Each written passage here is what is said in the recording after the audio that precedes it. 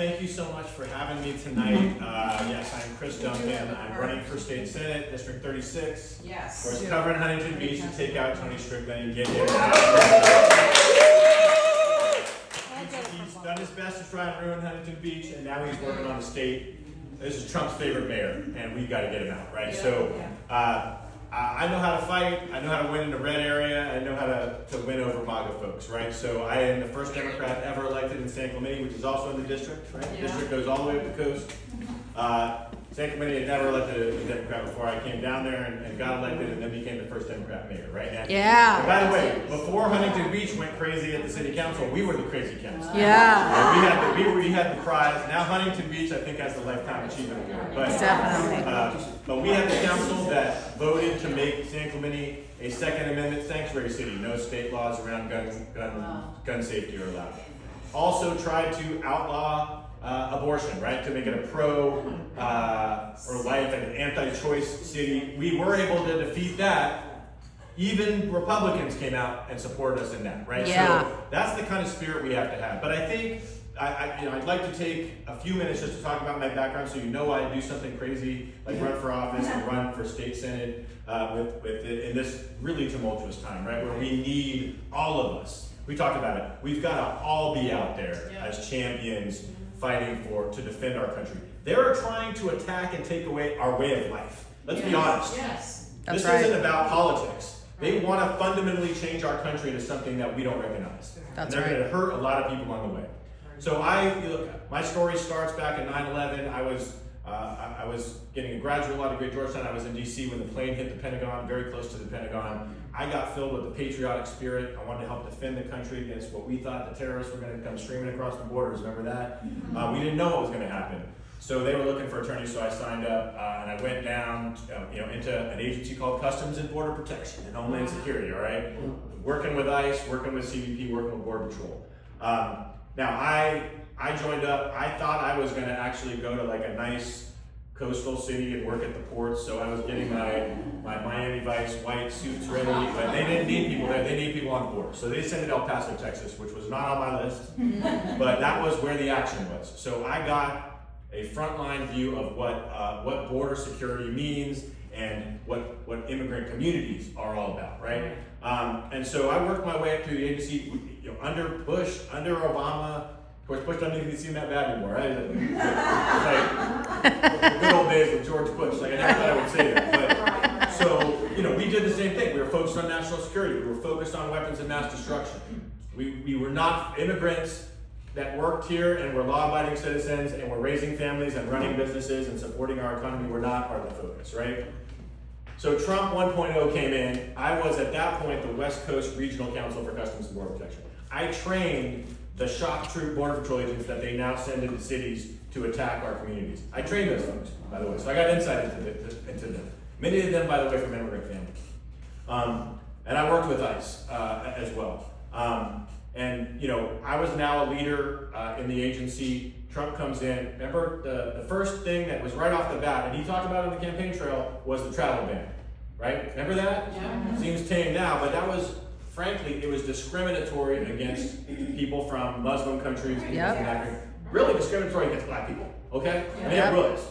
And this is what he is a racist, narcissistic, horrible human being, right? Yes. Who will hurt anyone to gain his own personal advantage. We need to be very clear-eyed about that. So that was the first policy. So I worked to mollify that policy, but I could see the writing on the wall that this agency was slipping away from me. This was no longer the National Security Agency. This was becoming something unrecognizable to me that was working on personal motives of President Trump and not the kind of things that protect our community and protect our borders, frankly, which is what we had been working on.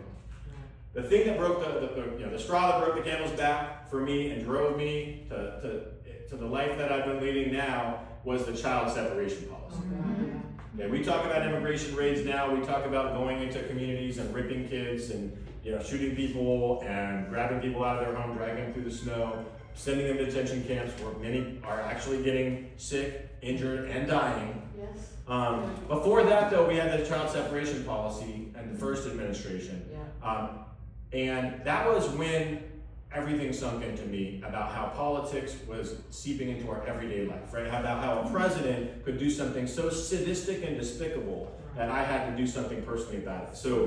So literally, they were taking kids at the border, they were instructing the Border Patrol agents, the customs officers that were my clients that I worked with, that were good folks for the most part, right? And they were telling them, you're gonna be ripping these kids away from their parents. These people came from war-torn countries where the parents thought the kids were gonna die in the other countries, so they made this dangerous trek to the United States with the Statue of Liberty, where they could start a new life, right? Where their kids could have a better life than them. How sad that the first thing that happens is this child who didn't even make the decision to come gets separated and put in a jail cell that was designed for a drug cartel member. This is where they were putting them. Frankly, it was a cage. You take a child, take them from their parents. You know how scary that is for a child? Don't speak the language, new country, put in a cage like an animal. Subhuman. Many of those kids were never reunited with their parents. Still to this day, right? So I got a call from none other than Stephen Miller. And he says, they're challenging this policy in the Northern District of California. I was over that area. I want you and your staff, your attorneys from Customs and Border Protection, to go in and defend the policy. Wow. And I remember I went home that night. I mean, I honestly, I was getting, I was hurting because these kids were the same age as my kids. I got 3 kids, right? Same age as my kids. I could see my kids in those conditions. I had been in El Paso, I'd been in Nogales, I had been on the border, I saw the conditions. And so I made the decision that I was gonna tell them no, you know? So I told them, no, we will not defend the policy. We will not go with DOJ into court, and basically my career ended, right? Because you've gotta say yes. When you're part of this kind of thinking, when you're in this kind of totalitarian situation, you have to say yes, right? That's his trick. He will find people weak enough to sacrifice their own morals and do something they know is wrong for his personal gain at the end of the day. And I said no, right? I said, no, I'm not gonna do that, and it cost me my career, right? But what I did tell them too is, I'm gonna go run for office, and I'm gonna stop policies like this from ever getting implemented in the first place, right? I'm gonna not for those that are here running for office, that's what you get to do when you're an elected official. You get to call the shots, right?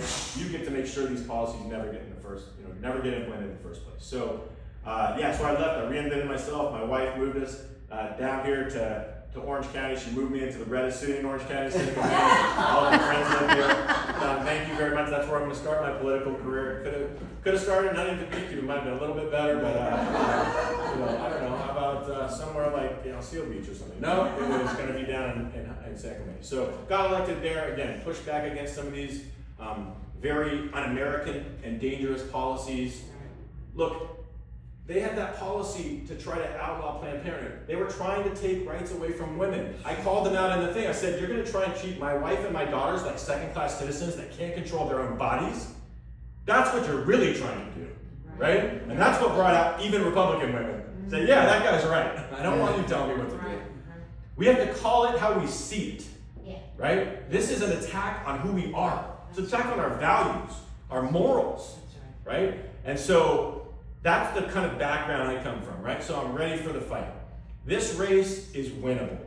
Yeah. This is going to be a blue, not a wave, tsunami, right? Yes. People have woken up. They've seen the dangers of these policies. They're not better economically. Things cost more, right? So economics, but we have to have a plan. We as Democrats have to have a pragmatic plan. Here's how we're going to get more housing, so we get housing costs going lower. Here's how we're going to make sure your health care is protected, right? We're going to do something in California to be a bulwark against the federal government. We're going to make sure every person in California has access to affordable health care so they can be healthy and take care of themselves. We're going to do that, right? These are the economic drivers that are hurting people. We're also going to take more actions, and I've got great insight into this because I trained these masked marauders who are going around and terrorizing our community, how we're going to stop them, right? It's about time we actually have our own California Highway Patrol go out there and arrest these people for violating state law. Yeah. We'll deal with the consequences later, but I don't want to see our police on the sidelines The police know how to actually deal with these situations. Yeah. They're trained to deal with people in an urban environment. These guys are not trained to do that. Right. That's by design, by the way. The administration wants to put them in a situation they're not trained to do, so they'll overreact. It would be like having SEAL Team 6 giving parking tickets at Beach Boulevard, right? They're gonna overreact because they're trained to do that. They're gonna treat everybody like a terrorist. Right. These folks treat everybody like they're a drug smuggler. That's what they're trained to do, not to let them off the hook. I'm just giving you the fact. That's why they are so aggressive. Right. Even with, the poor woman who was killed in Minneapolis. Very good. So we've got to have state laws that protect our community, and frankly, against these folks. And we've got to hold those folks accountable too, right? We've got to make sure we prosecute them, that we have attorneys that are in line to bring civil suits against folks against these ICE agents, these Border Patrol agents, who I used to work with, for violating people's constitutional rights. Right? And then after that, after we get ICE off our streets and we protect our communities, we have to hold the entire administration accountable. Yes. We have to hold every business that was complicit with them, every university that was complicit, Yes. every elected official that was complicit, every billionaire that was complicit. We need to make sure that this never ever happens again. And the way to do that is to make sure that there's accountability for all the people that fell in line. And the people that could have done something to stop this and didn't, that silence is as bad as helping them do this. And so these are the kind of things we can do as a state. We are the 4th largest economy.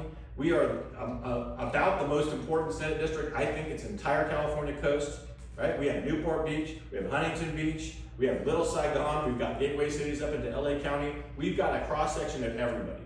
And we can have that voice at the state, right? Where we can implement these policies, we can hold the federal government accountable, we can protect our state. But first we gotta get Tony Strickland out of the office, right? Yeah. And this is the time to do it. All of the polling and the energy shows this is our moment as Democrats. And that goes for our city council candidates, so I'll let speak because I went way over my time. But everybody is gonna be working together here. We're not gonna let 2024 happen again. We're all rowing our different oars in different directions. We've gotta be completely in one unified group. That's what the Republicans do. That's right. And they say, like the rules. No, we are gonna fight fire with fire. We gotta be strategic like that. No. Exactly. No more mealy mouths. No more high-minded aspirations. Hard truths, facts, policies that are gonna change people's lives for the better. Not in a year from now, tomorrow. Right? As soon as we get in. I got recruited by Congressman Robert Garcia to run in the race, and he pledged that he would do voter registration drives and he'd work with every candidate up and down to make sure that we all win. And so we got his support, Dave Mann, Derek Tran, Mike Levin down south, a lot of Congress people in this huge Senate district, and much support throughout the district as well. I'll just leave you with this. I mean, I'm excited. I know that this is a fight worth having. I know that this is our moment to shine. We're gonna turn this around. I'm an optimist. We're gonna turn this around. We are gonna come out better on the other end, right? We got lackadaisical. We took for granted the things that our forefathers, that our generations before us had fought and died for, basically. We did. We got complacent. We expected that those things would continue forever. We didn't expect that a madman would be able to wrestle power through, grift and trickery and use the office for his own devices and to the detriment of the rest of us in our country. But now we know we got to put those bulwarks into effect. So we're going to do that. The last thing is I'm having a huge event with Congressman Garcia in Corona Del Mar on February 7th. We'll get the information to you. It's going to be me and Katrina Foley, Orange County Supervisor Katrina Foley, who you may know. This isn't her district, but she is well known and she's a fighter and a battler.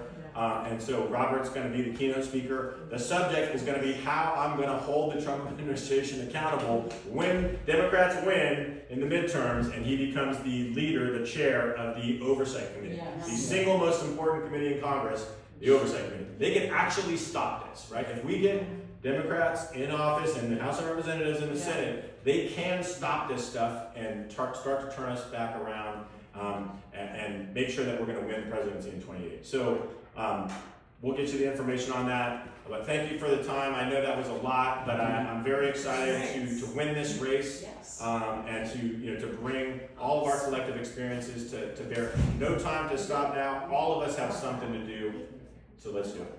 All right, thank you very much.